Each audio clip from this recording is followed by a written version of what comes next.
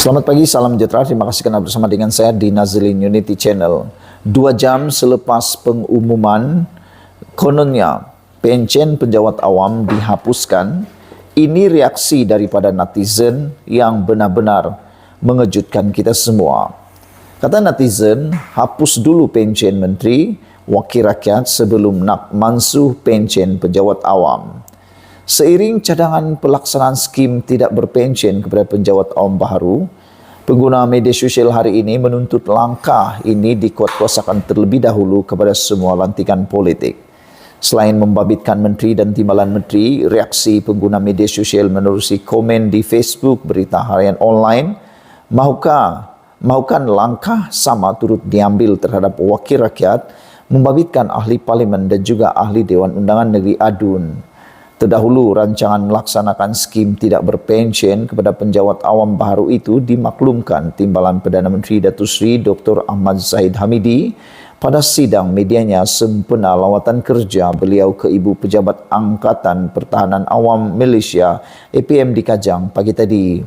Seorang pengguna media sosial, Aizal, menyifatkan bayaran pencen kepada wakil rakyat sebagai satu pembaziran. Bekas ahli parlimen dan ADUN, ahli Dewan Undangan Negeri, patut tidak berpencen. Membazir komennya di ruangan Facebook berita harian online hari ini. Berikut antara komen pengguna di laman media sosial yang sama. Muhammad Firdaus Selamat Ali mengatakan, mansuhkan juga pencen para barisan menteri dan semua wakil rakyat yang ada dalam negara ini. Adalah sangat merugikan duit kerajaan bayar pencen kepada mereka ini semua. Tukar sajalah kepada skim ke WSP. Hadi Ghazali pula katakan sepatutnya pencen ahli parlimen dan ADUN serta bekas-bekas menteri yang harus dihapuskan. Sing kata sama-sama mansuh. Beliau kata sama-sama mansuh dengan semua menteri dan bekas ahli parlimen dan lain-lain. Sahrul Nizam Abed kata, kalau menteri yang servis tak sampai 5 tahun tu tak ada pencen, tu memang patutlah kan. Pencen ini pun untuk orang yang servis sekurang-kurangnya 30 tahun je kan. Kalau nak samakan dengan private swasta, bonus pun kena sama dengan private swasta jugalah. Syukur-syukri kata, menteri pun sama tiada pencen, bagi adil katanya.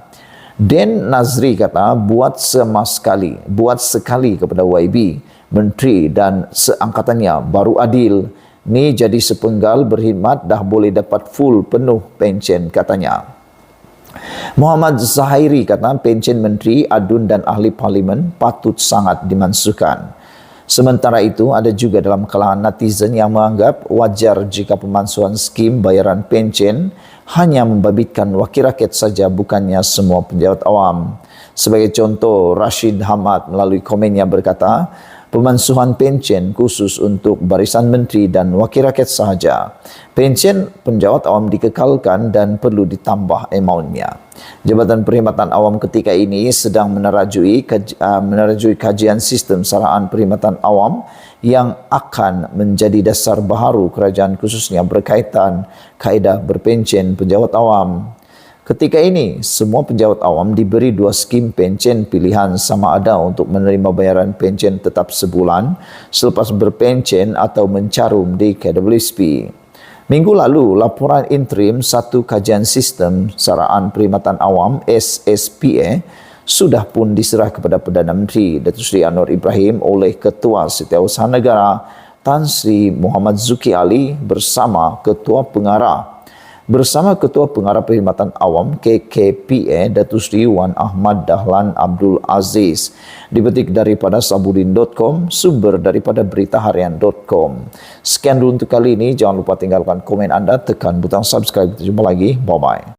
Selamat pagi, salam sejahtera. Terima kasih kerana bersama dengan saya di Nazilin Unity Channel. Isu paling hangat di Malaysia sekarang ini berkait dengan isu skim pencen dan juga KWSP. Pastinya perkara ini anda akan tertarik dan tolong share kepada semua orang.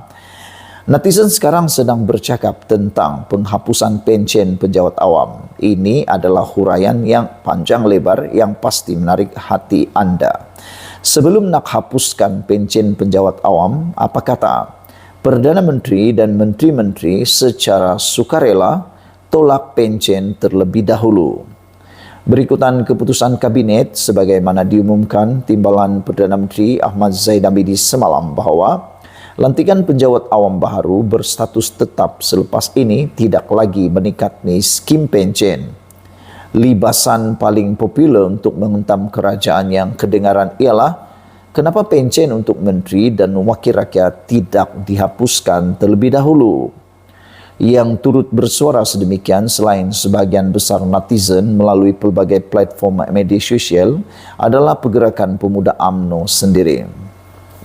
Secara logiknya, walaupun keputusan kabinet itu atas alasan kerana beban kewangan yang makin menggunung terpaksa ditanggung kerajaan, ditambah kedudukan ekonomi dan pendapatan negara yang tidak bertambah baik, ia bagaimanapun adalah jelas untuk sesuatu keputusan yang berat sebelah sambil tidak malu untuk mengekalkan kepentingan bagi diri sendiri.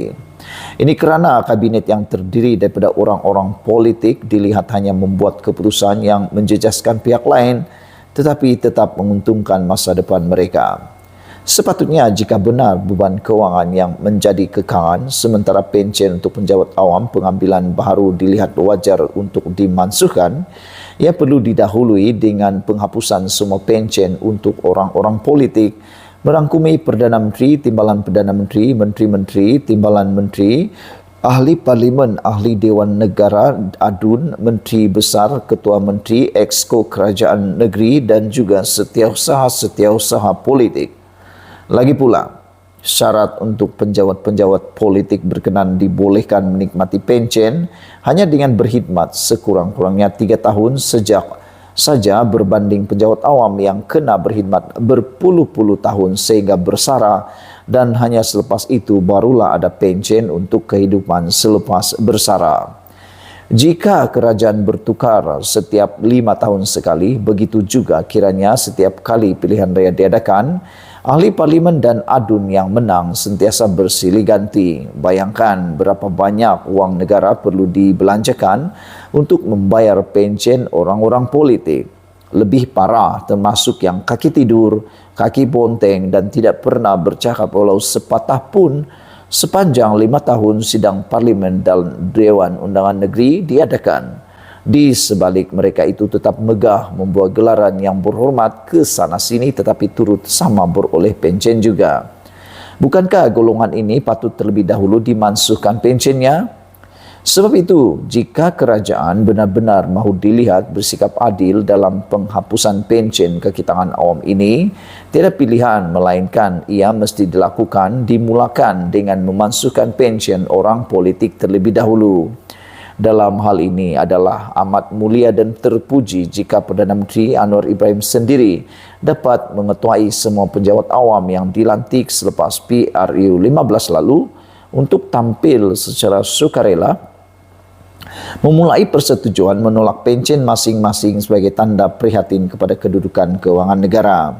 Jika ini dapat dilakukan, diikuti dengan keputusan tiada sama sekali nikmat pencen untuk orang politik adalah kekal selama-lamanya selepas ini, maka barulah keputusan kerajaan mahu menghapuskan pencen untuk pengambilan baru penjawat awam itu boleh diterima dengan senang hati.